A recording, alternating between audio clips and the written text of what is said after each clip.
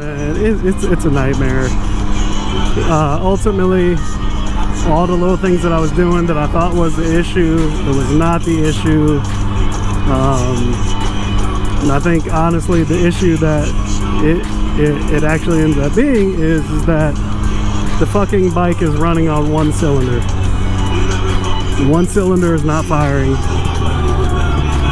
So what does that mean? That means that basically it's going to need an engine rebuild. The whole cylinder is going to have to be opened up. You're going to have to see if there's a stuck valve, so on and so forth. You know, replacing the gaskets, all that stuff, and just seeing what's going on in there. And you know, the reason why I say it needs to just go straight to doing that is because everything on the bike, even though it's been sitting for a long time, is mechanically it's working fine. Spark plugs were firing, all of a sudden it just stopped. So like, you know, it's just one of those things where it's like that it's a compression issue. And you know what I'm saying, dude? Like, it just gets more and more expensive from there. So more than likely gonna just take that to Harley Davidson, man. So Harley Davidson can take care of that, because you know, to work on stuff like that, man, you got to get the engine out of the bike. I don't have the tools for that. Look how much gas is today. Fucking $4.49, sir. Wow. 16 bucks. Not bad. Up. In.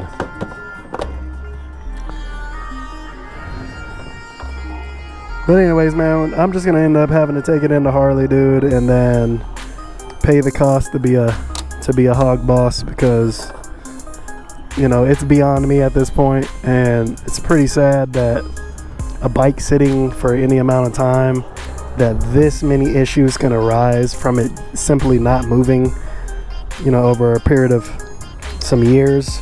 It's just crazy to me, man. Shit is just absolutely crazy to me. So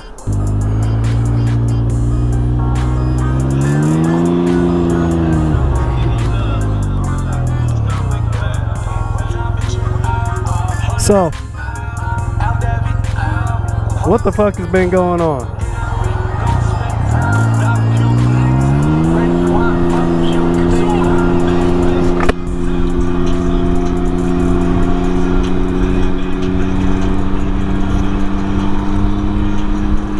It might just be a little upset with me today. And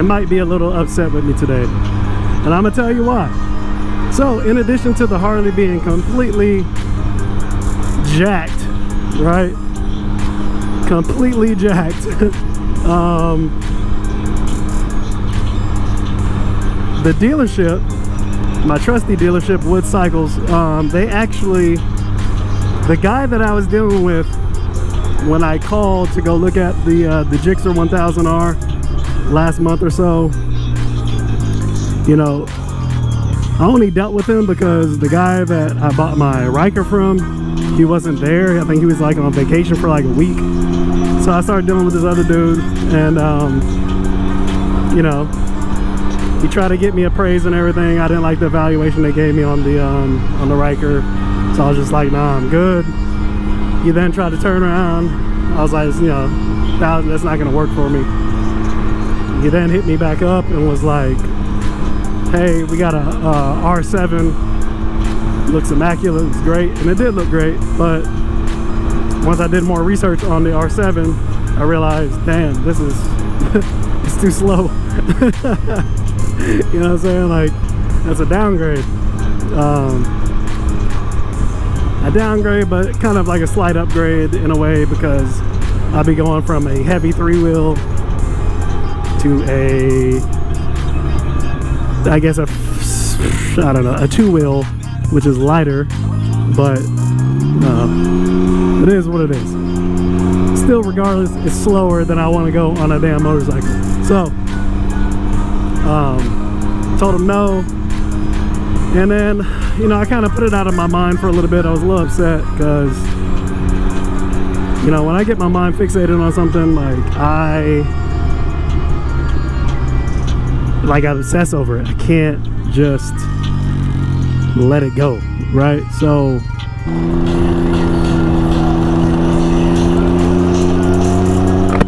they had a GSXR 750 listed on the website as in their inventory. So this was late at night. One of my, you know, it was late at night. I was getting ready to go to bed and I happened to see it. So I got all excited. And then I texted the guy that night. It was like 11 o'clock. I texted him. I was like, hey man, I saw that y'all got a 750 on the website. Is that real? Do y'all actually have one? Or is it, you know, what's going on? Or did somebody already take it? He hit me back up and was like, yeah, we got one. So I was like, cool, go ahead and put in the paperwork. I want to get it, you know what I'm saying?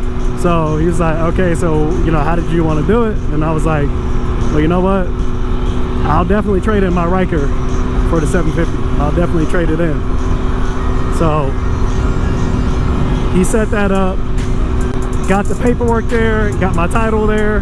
When I bought the bike originally, the Harley Davidson, when I got the bike originally, I was stationed in Arizona.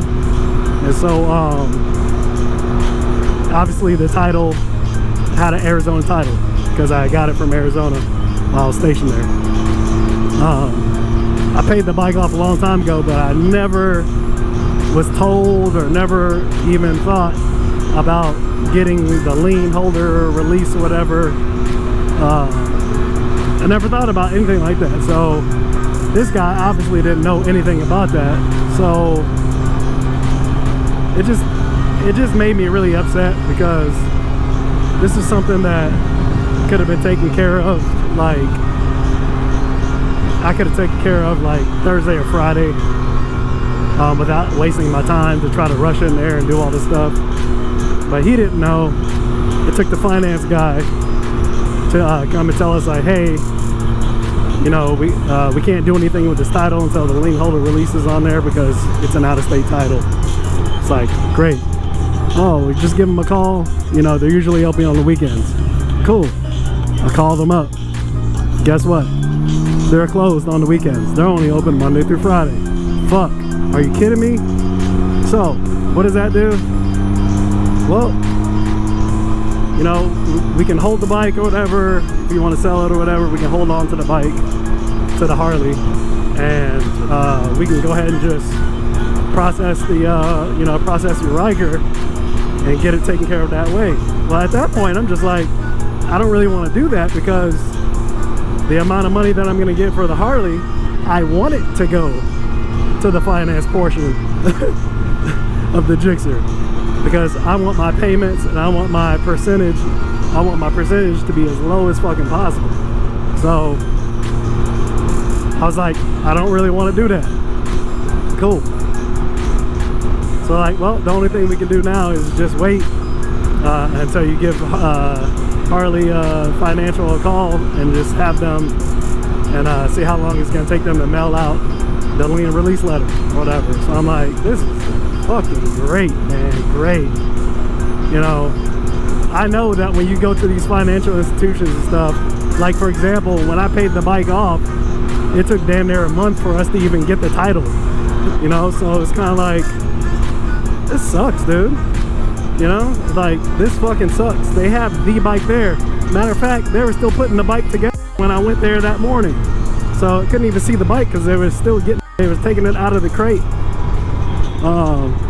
to get it ready. Because I was going to come back Saturday night before they closed, finish up the paperwork, and then ride home with the bike. So that didn't happen. This guy was not prepared. He wasn't prepared for what was going on. He wasn't prepared for what was going on.